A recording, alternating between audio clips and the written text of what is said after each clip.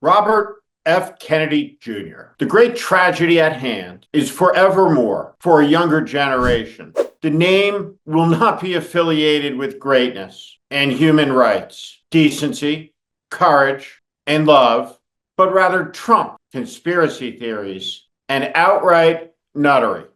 This is the warning.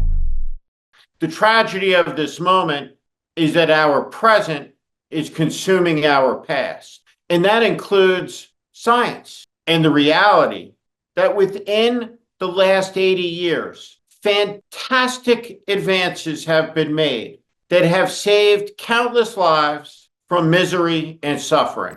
And the man who has just been appointed by Donald Trump to be the steward of the American healthcare system as Secretary of Health and Human Services with broad legal jurisdiction over a gargantuan portion of the American economy, doesn't believe in science, doesn't believe in data. He is a superstitious man, a drug addict who has been rendered mentally addled by it, a preposterous pick, joining other preposterous picks as a direct threat to the health, the safety, the security, the liberty, and the privacy of the American people. These 5 picks are a quintuplet of unfitness, a paragon of crazy, nominated to some of the highest and most important offices in the land. This clown to the office of Secretary of Defense. This nutter to be the Director of National Intelligence. This sadist to be the Director of Homeland Security. This credibly accused cocaine user, a man who some refer to as Pensacola Prince Andrew, to be Attorney General. And now this man, the heroin addict, turned conspiracy theorist, turned cabinet secretary. This moment is less about the insanity that Trump has put forward as a test, as a threat, as a proposition, and as an assertion. What Donald Trump is saying to the MAGA Senate is, I dare you to stop me. And I'm making it clear from the beginning that there are no limits at all, that you are to obey without question. Donald Trump rejects the separation of powers. He rejects the checks and balances. The question at hand is, does the rubber stamp MAGA Senate reject their co-equal status in the United States government so that they may be in good stead with Donald Trump, and they may play their rightful part in the adulation and the reverence that flows like water from the Mar-a-Lago patio all the way to the U.S. Senate MAGA Republican cloakroom. What Donald Trump is doing is saying something very clearly to the Republican Senate, to every one of them. And what he's saying is this: you. That's the meaning of the Robert Kennedy nomination, and the Pete Hegseth nomination, and the Kristi Noem nomination, and the Matt Gaetz nomination. These people are fundamentally unsuited for responsibility. They cannot be trusted. They are psychologically unsuited for power. And should any of them make it through, it will be a harbinger of greater disasters to come, because the only way these unfit people make it through is if the United States Senate as an institution capitulates to a man who through these appointments has declared, I am a dictator on day one. And nobody should mistake that intention. They should see it for what it is.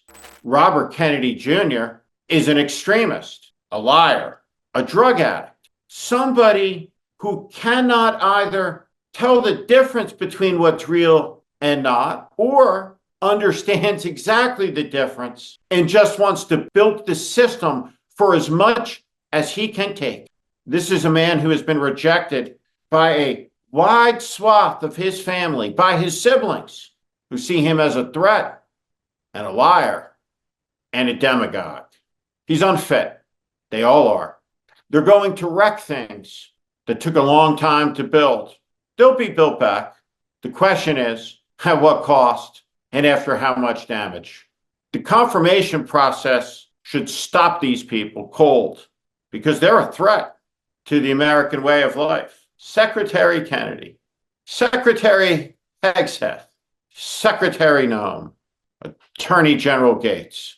Ludicrous doesn't begin to describe it. So when you think about America and you think about Robert F. Kennedy and you wonder if I'm exaggerating at all about who this guy is, think about this. We've put hundreds of millions of dollars into ethnically targeted microbes. The Chinese have done the same thing. In fact, COVID-19, there's an argument that it is ethnically targeted. COVID-19 attacks certain races disproportionately.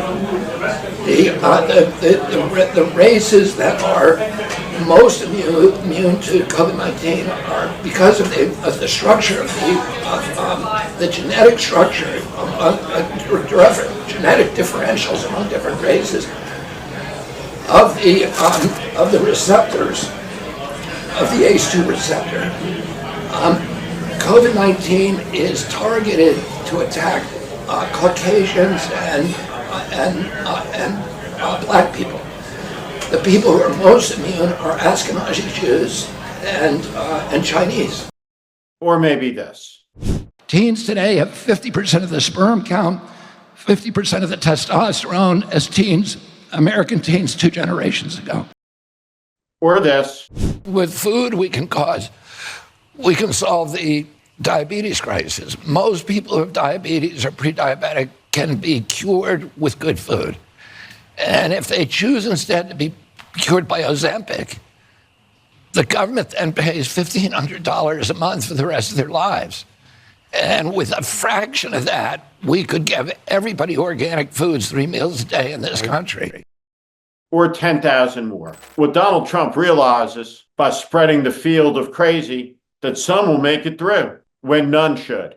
If you voted for Donald Trump, are you really indifferent? He's a grifter who doesn't need the money. He's a fraud whose con isn't just tragic, but dangerous. He's a snake oil salesman, peddling the old medicine cart, selling the old elixirs. Robert F. Kennedy Jr. has no business in the United States government, but he got there because the American people elected Donald Trump. And now the United States senators elected by those same people need to exercise their powers before it is too late to send a message to Trump that there is a boundary, because without a boundary, we're in for something terrible, and it's coming quickly. Trump is probing. He's testing the system, and the hour of testing has come less than 10 days after his election. Buckle up. This is The Warning. I'm Steve Schmidt. This is The Warning, and I invite you to subscribe on our Substack, on our YouTube channel. Follow us. Welcome to the community.